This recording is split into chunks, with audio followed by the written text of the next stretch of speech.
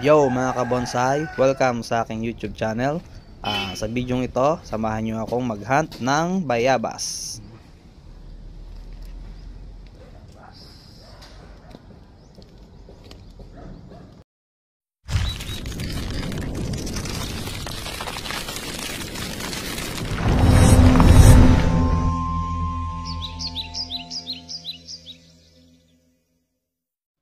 Ayan mga kabonsai, sa video ito i-hunt natin tong bayabas dito sa bakanting lote sa harap ng bahay namin.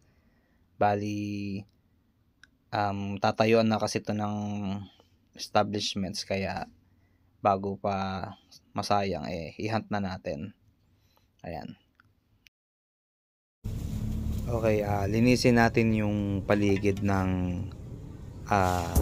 material para madali natin siyang mahukay. Kumbaga madali nating makita yung mga dapat nating hukayin at hindi ma-stress yung mga ugat para mataas ang tsansa na mabuhay yung material nating iyahan. Yan, tanggalin natin yung mga damo saka yung mga bato sa paligid nung iyahan natin ang material para bawas yung mga sagabal para madali natin siyang hukay. Gayon tanggalin na rin natin yung mga extra na branch na hindi naman na kailangan para wala na ring sagabal at madali siyang mahukay o matanggal natin, ma-hunt yung material na bayabas.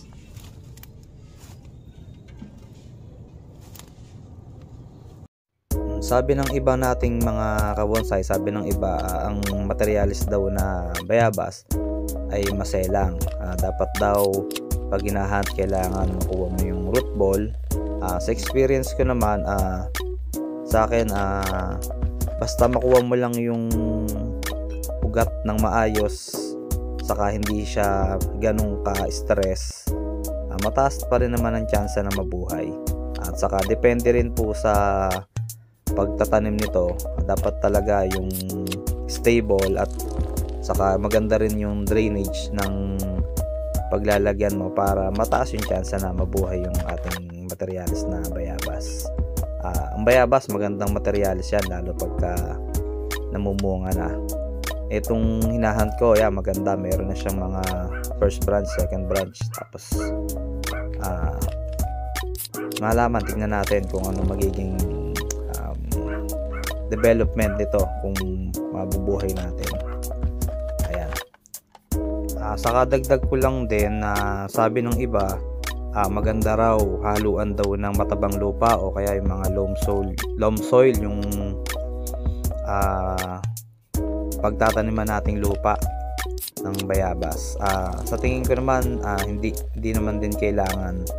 Sa experience ko lang, tamang river sand lang, basta maganda talaga yung drainage, saka hindi siya magagalaw, yung stable po yung pagkakatanim natin sa kanya, mataas ang tsansa na mabuhay yung materialis natin na bayabas.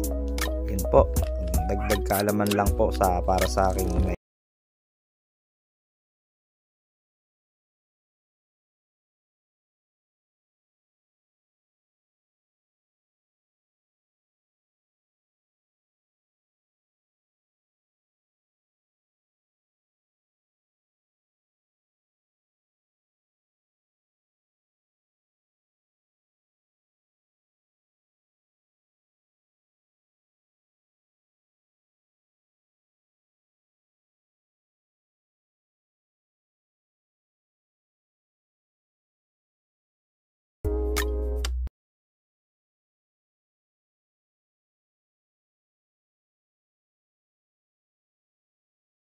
Okay, ito na po siya nung nahunt natin. Tatanim na po natin siya. Okay, after 1 month, ito na po siya. May mga shoots na po siya at naka morning sun na po siya. I-ready na po natin siya. Siguro after 1 week, pwede na natin siyang i-full sun. At makalipas pa ang isang buwan, ito na po siya. Na initial wiring na rin po natin siya. Nag-branch selection na rin po tayo. Taba na bridge na po siya. So yan, pined na natin siya. So nakahanda na, nakaready na yan.